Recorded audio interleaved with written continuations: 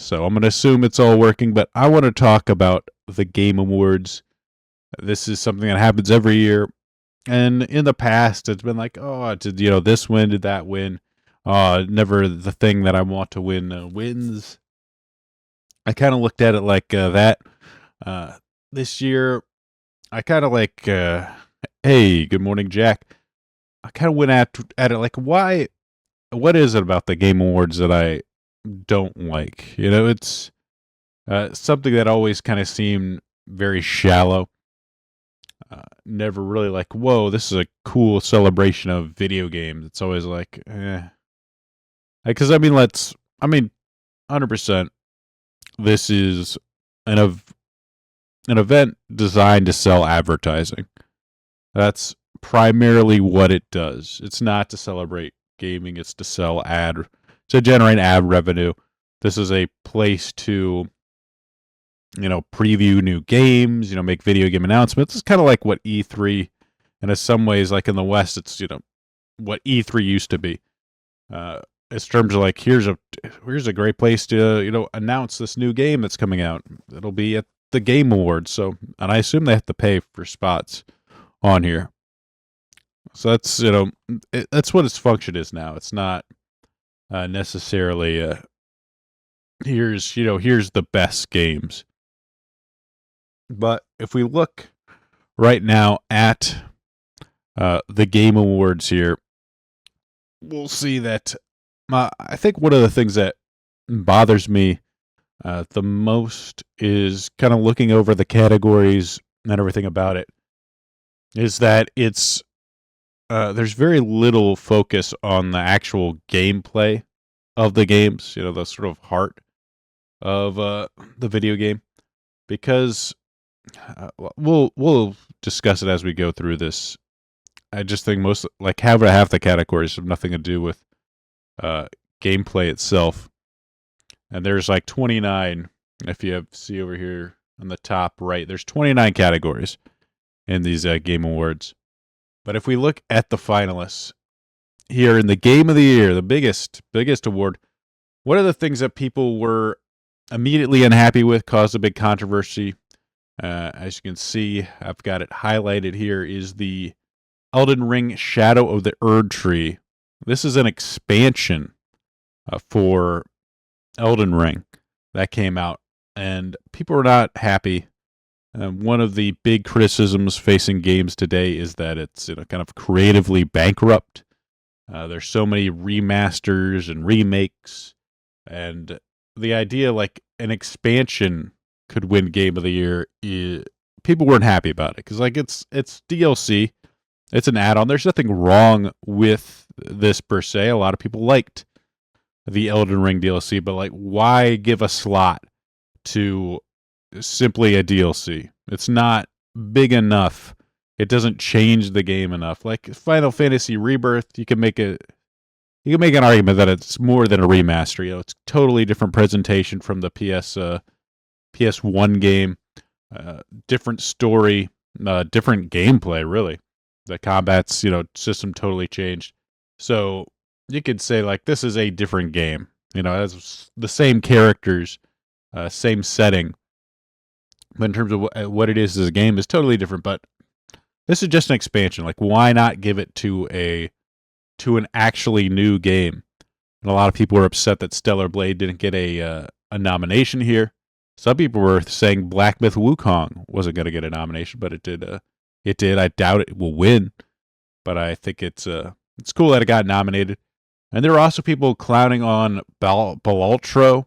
I haven't played this game yet. I've heard it's actually quite interesting, which is very cool.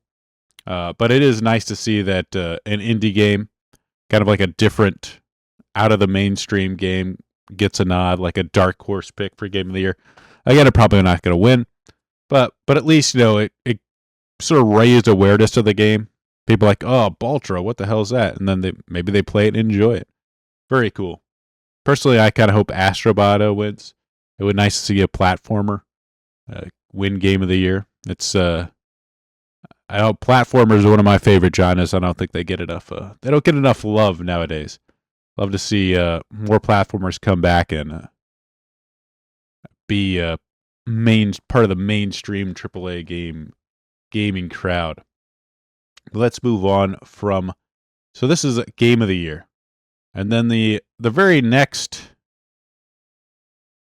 award. Like this is where I feel like what is going on? Because I mean, if you noticed, if you pay attention to the games, they look very similar. Like what is the point if you have two different categories, Game of the Year and Best Game Direction, awarded for outstanding creative vision and innovation in game direction and design? What's the point of having two different categories if you're just going to nominate the same exact games in it? Like, were we supposed to, like, is this just like a second place type of, it's just here's, we'll nominate the Game of the Year and then we'll give second place to Best Game Direction. That makes sense. Like, it's literally the same exact nominees. Unless it's a bug. But I don't think it is. There's none of them else seem bugged. I didn't understand that. What is going on here? Best narrative. And this is where I kind of get into, like, a lot of it isn't about gameplay. There's literally a category, Best Narrative. I'll let you know, I don't care about narratives. I don't think they're that important. I mean, they can be important like RPGs and stuff, but again, not very secondary to gameplay. Gameplay is always the biggest thing. But then you have Best Art Direction, which is like kind of like graphics. You can't really say graphics anymore. It's too simple. And then it's, kind of maybe a bit prejudice or bias towards, high fidelity. Best Art Direction definitely has a better ring to it. I personally think Echoes of Wisdom should have been in here, but whatever. Nintendo definitely gets snubbed in the Game Award categories, for sure. I get Best Score and Music. This is another category that, again, nothing to do with gameplay. Nothing to do with gameplay. And we actually got Stellar Blade in here. Again, I think Echoes of Wisdom should have been in this category as well.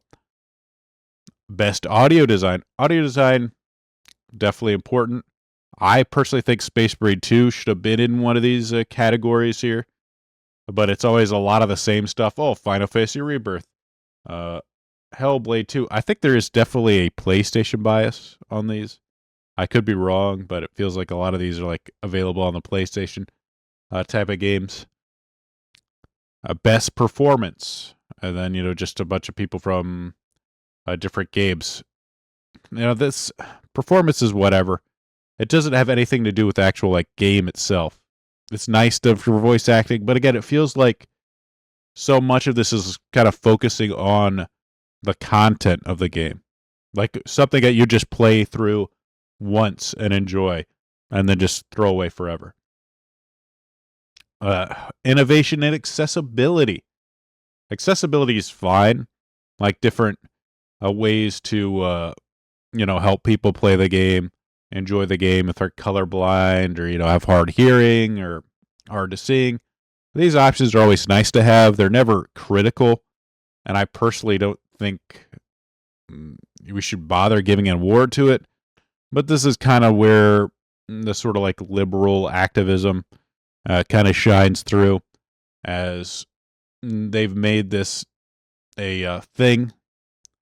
Not necessarily because it's bad, but they like to highlight people with disabilities as a way to attack normal people and say, society is unfair to people with disabilities. We need to help them.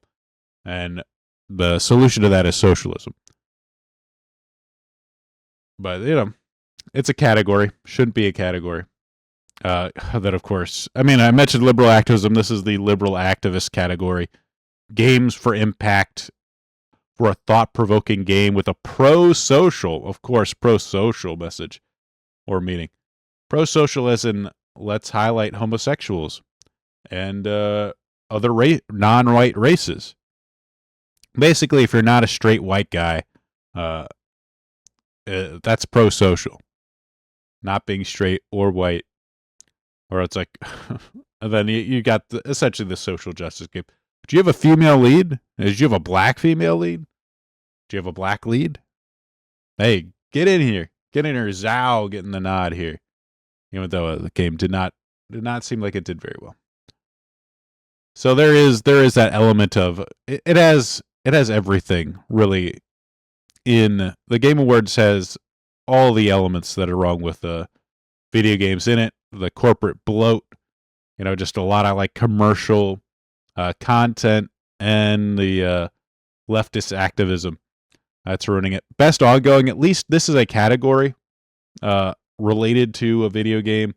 And this is like online multiplayer live service type of stuff.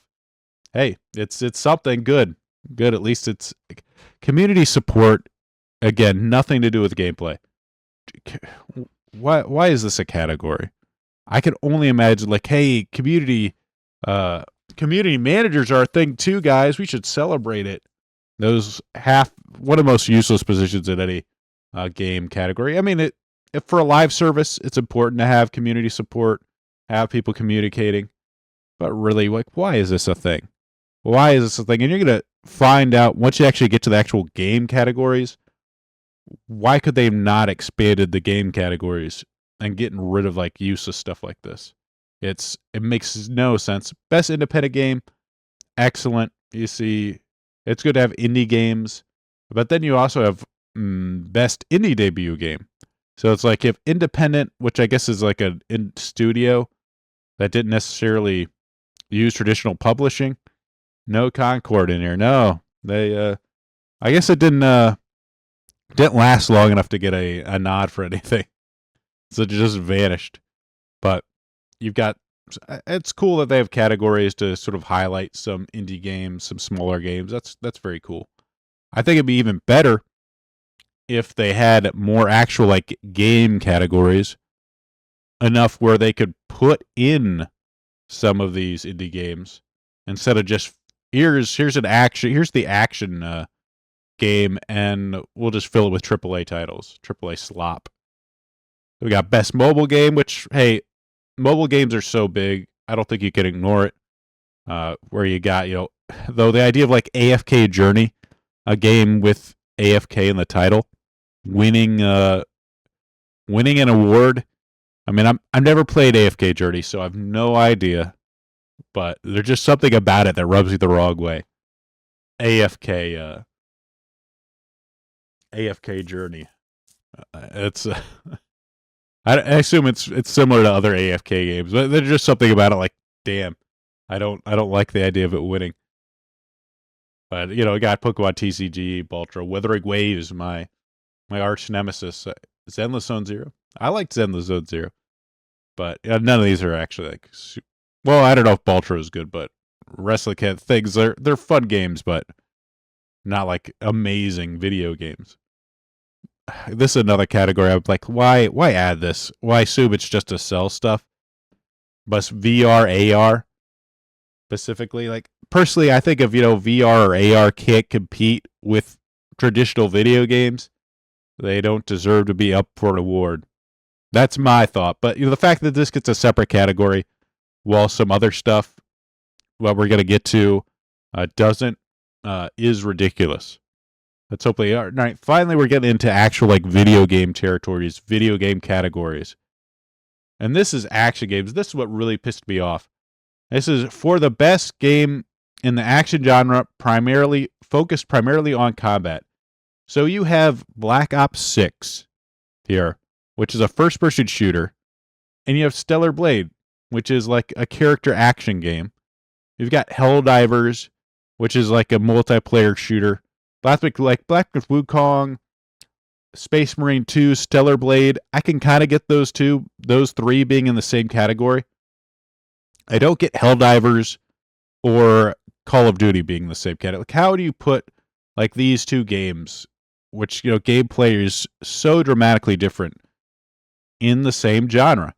Meanwhile, you have stuff like AR and community support. You couldn't define these better. You couldn't make a category that is just first-person shooters and put in first-person shooters. There's tons of FPS games that are released each year. It's not like there is going to be there's a shortage of this stuff. There always is, FPS games. It doesn't make sense to have these guys together. if you want to like really celebrate the difference in gameplay. Well, that irritated me, and then we go to the next one, which is action/adventure.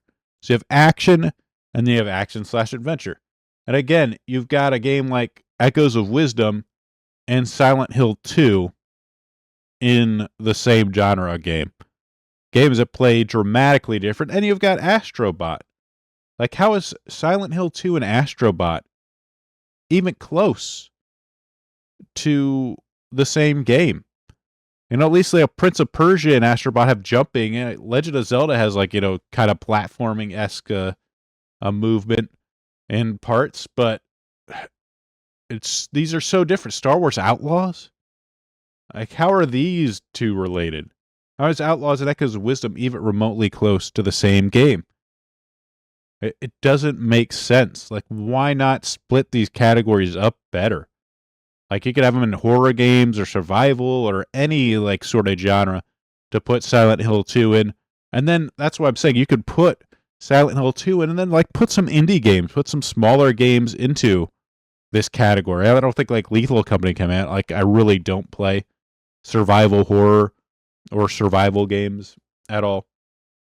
So, like, I don't know what games you could put into that category, but I know for a fact there's a ton of horror games that come out each year, especially in the indie scene.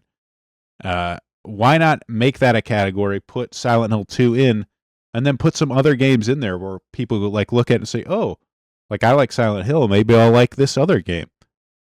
That would be good. Like, again, I've only played one game on this entire list. I feel like, do I not play games enough, or I don't have enough money to waste on mediocre games? Of course, I don't have a PS5, so I probably would play Astrobot if I did. That looks like fun. The rest are like, whatever. But again, this is gameplay is not a focus here. That's why we just shove all of these games into one category. I hope Echoes of Wisdom win, though. I like Echoes of Wisdom. And then you have RPG, which is fine. A good category. Separated stuff out. Like, these are like similar-ish. I guess, you know, Dragon's Dogma. They're like more ARPGs, but I guess Rebirth is too. I don't know. I've never played Fantasio, so I don't know if that's more turn-based or not. Well, it's whatever.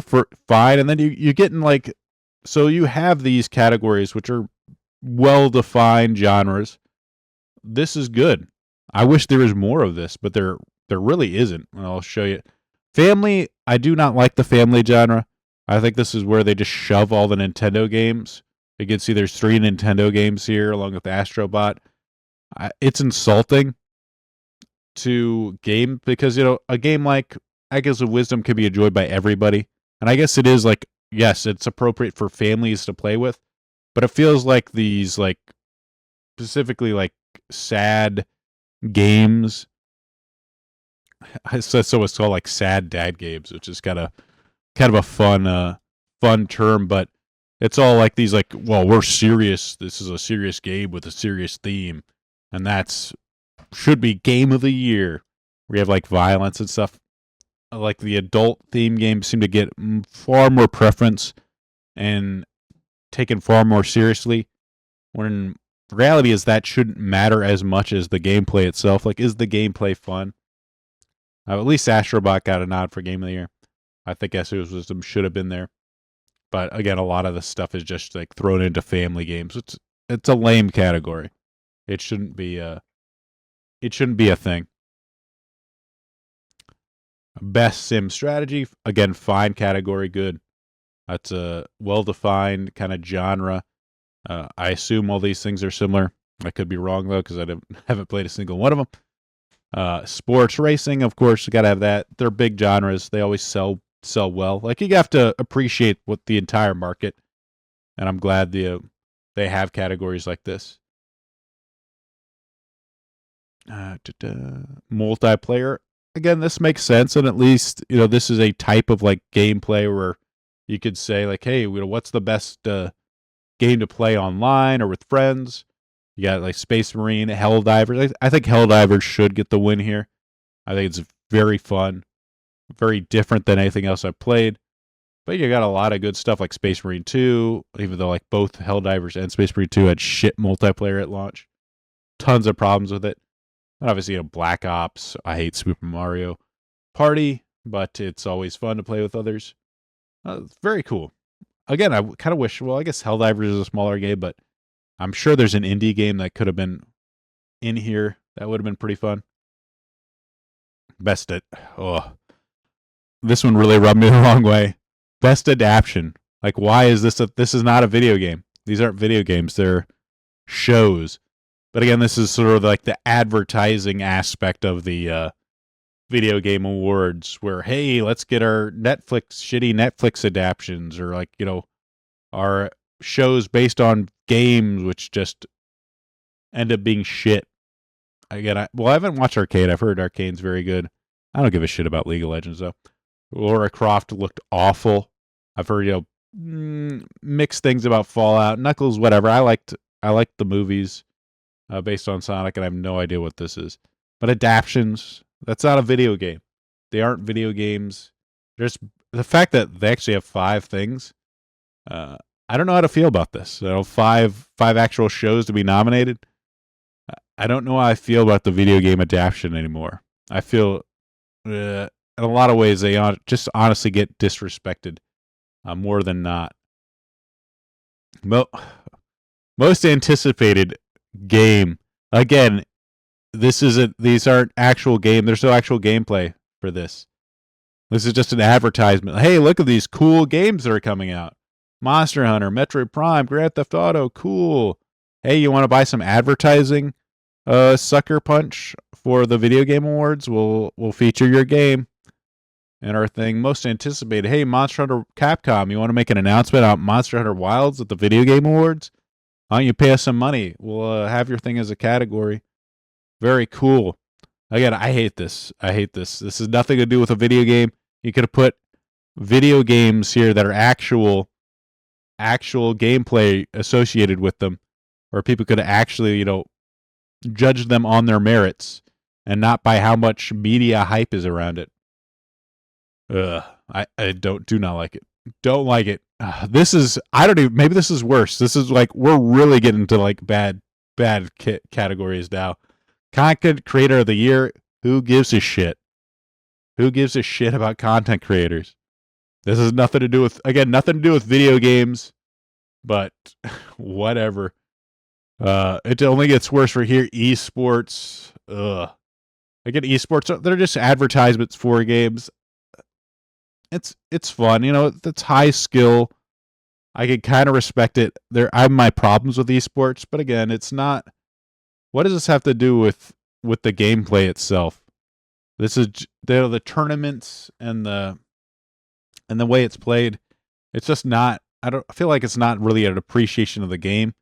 It's just the sort of structure that is around the game, in terms of tournaments and that kind of stuff. Like they've been mentioning tournaments, community support, content updates. So whatever. And then they have esports athlete, esports team. You could have put like actual like game categories in here. And this is, I believe, the last of it. So if we view all categories, you can see, look at the things that are related, that might actually be related to gameplay itself. It's like one, you have interfacial accessibility. I'm not even giving it impact. Make 1, 2, 3, 4, 5, 6, 7, 8, 9, 10, 11, 12, 13, 14. Like 14 categories, like less than half of the stuff, depending. I mean, you may be able to like put like accessibility in there if you really want to be generous, but only half of the stuff really has to do with an actual like gameplay of the game. And even that, like when you actually look at the best overall game, you're still including stuff like narrative, art direction, music. They're all important parts, don't get me wrong.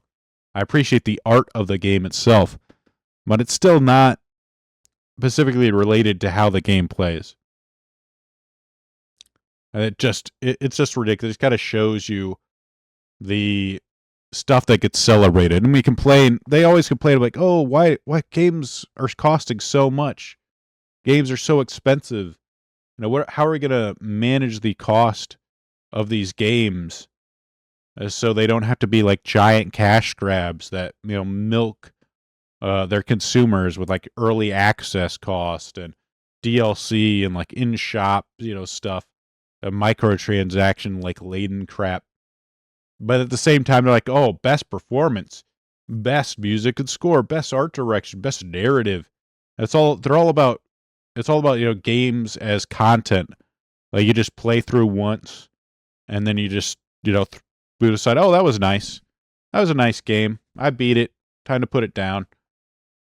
Rather than like say like best multiplayer game was probably the only thing that, or like best ongoing, the only games that you play through more than once. But even that's always, with the sort of multiplayer aspect in it. Or, it's like live service, which has, microtransactions or, cost, battle, season passes, all that stuff. Not necessarily, like a great value.